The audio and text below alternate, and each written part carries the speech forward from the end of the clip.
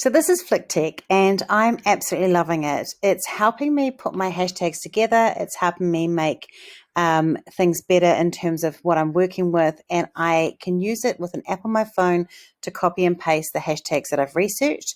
It also shows me which ones are trending or performing well, and I'm ranking on particular ones. So the more you rank on different hashtags, the more Instagram pushes out your material because it trusts you. So it's actually a really good way of doing it. You can see that I've got a whole range of ones that I do, and I have little collections. So I'm just going to basically show you how you can do it. So say I had educational toys. I could go like this and go educational toys. And then I could search, and then it will come up with me with a whole bunch of hashtags. So it will show me my low competition ones, my medium competition, and high competition. Now, this has been really interesting for me because sometimes something can have quite a big reach or a small reach, but it's not actually one like some small businesses will use a one that doesn't have a lot of reach, but there's lots of competition, so it's hard to rank. So I would go for educational toys for kids. That sounds like a great one. DIY educational toys, maybe early educational toys sounds good. Kids educational toys sounds great.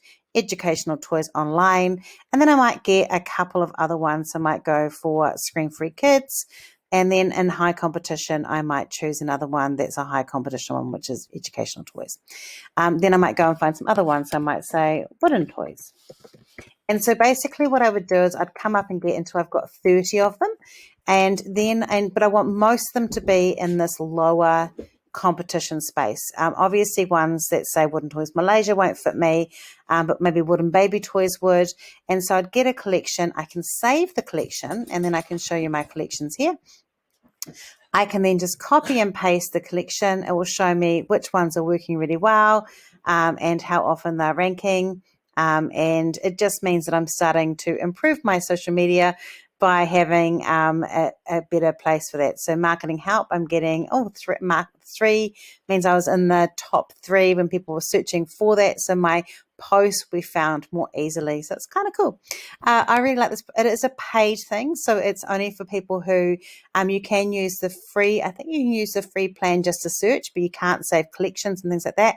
But I'm finding as someone who's really engaged with using Flick that it's very much worth it for me.